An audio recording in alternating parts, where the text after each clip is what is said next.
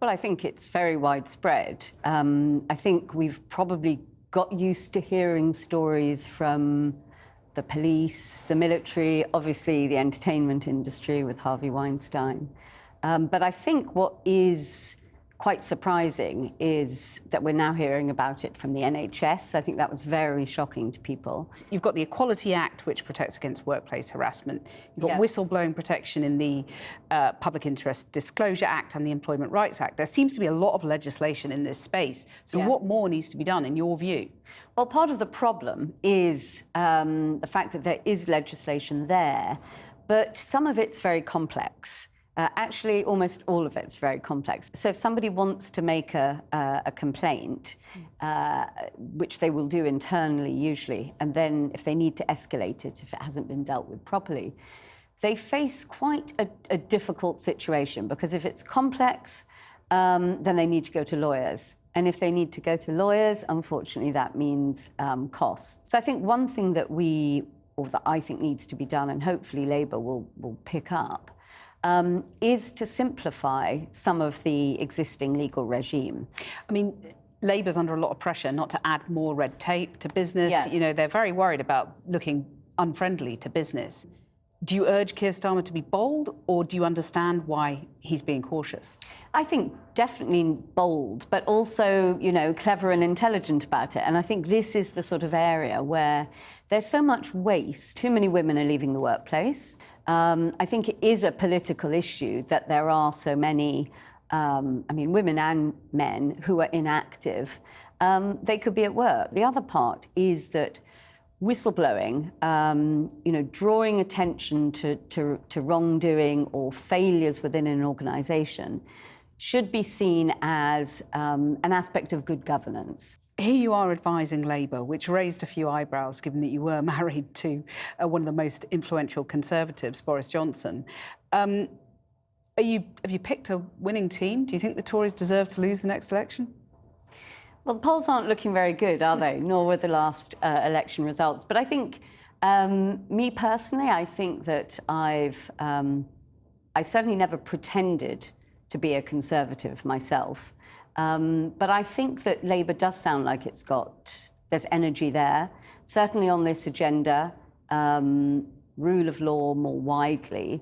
But Emily Thornberry asked me to do this piece of work. She sounds very committed to it.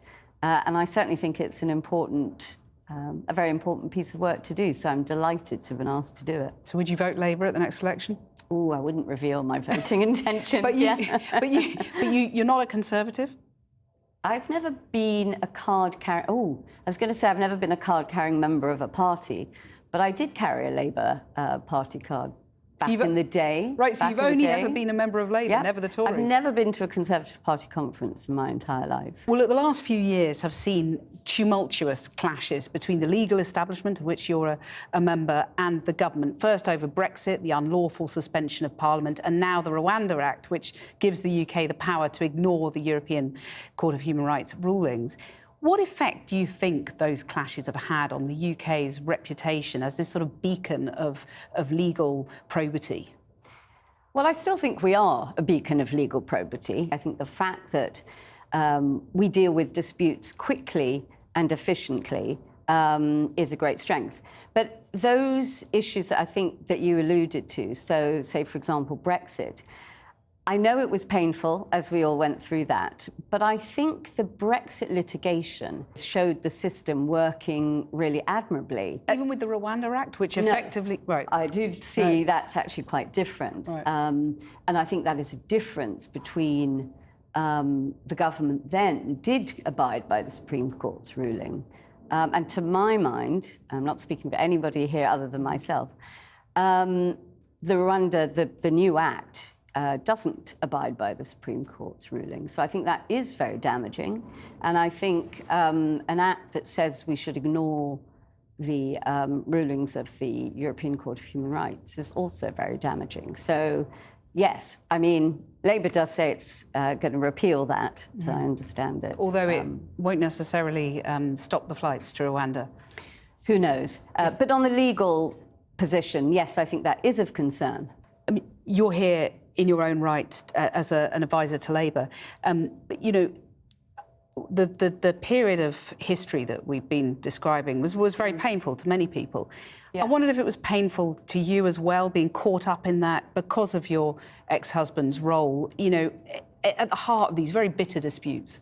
Yeah, I think it, as you say, it's been painful for everyone, but I think also, I think we've all learned a great deal from it. What have you learned from it? Well, I think I've learned that there's a lot of work to do to be able to disagree agreeably. Some of Boris Johnson's allies are urging him to make a political comeback. What would you think about that? I actually don't have a view about that one, yeah. Look, you know, you've got divorced, you've had cancer, you're embarking on this new role with Labour. Do you have a sort of enormous sense of relief, of sort of rebirth, you know, that you're taking this new direction? I mean, Kathy, I'm a very optimistic person, positive person, just sort of I'm wired that way. It's also, you know, I've got 4 children, they're now a bit older. You're free? Yeah, I'm free. I mean, I am at that stage, I think lots of women find, you know, the stage of suddenly, I really only have myself and to worry about. So, yes. Time for a career in politics? Never a career in politics, yeah. Marina Wheeler, thanks very much.